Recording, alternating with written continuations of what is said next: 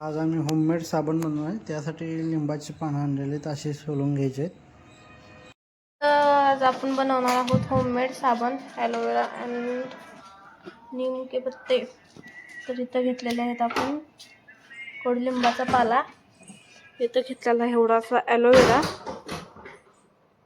आणि आपण आता ह्याच्यात मिक्स करायचे आहे विटॅमिन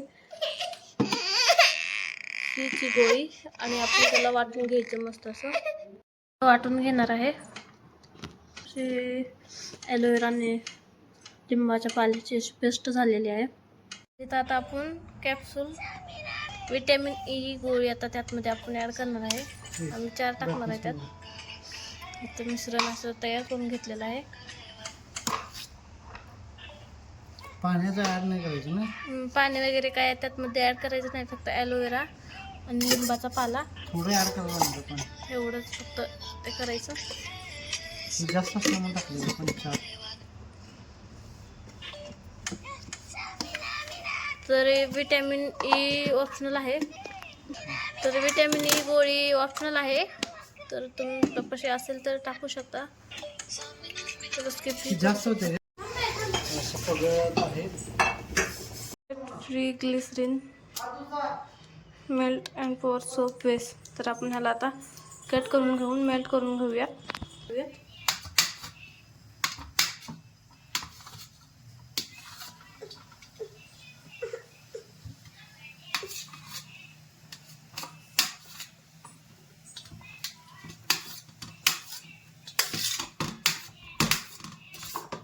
ते आपलं आता कट झालेलं आहे. आपण बाउलमध्ये त्याला ॲड करूया.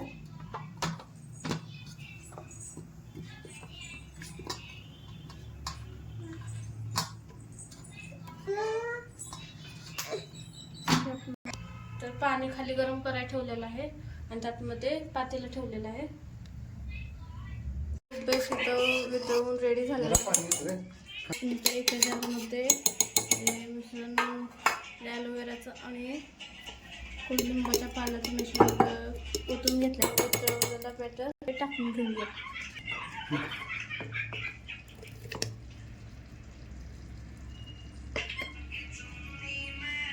तर आता आपण त्यातमध्ये 2 चमचे हळद टाकून घेतलेले आहे.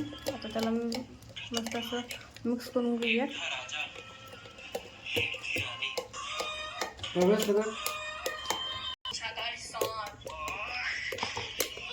तर आपण ह्या साच्यामध्ये आता टाकून घेऊया.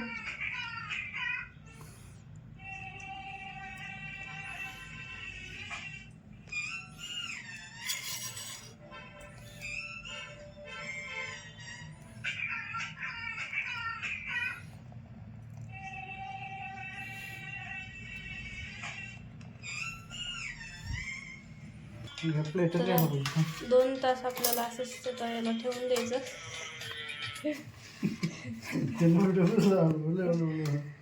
2 तासात ह्याला असंच ठेवून द्यायचं. तर पाहूयात 2 तासानंतर आपले सोप नीम सोप ॲलोवेरा सोप झालेले आहेत.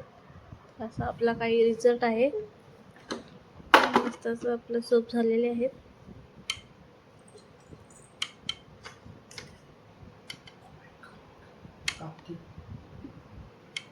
तर आपण ह्याला बनवून 2 तासासाठी फ्रीजमध्येही ठेवू शकता, बाहेरही ठेवलं तरी होतं.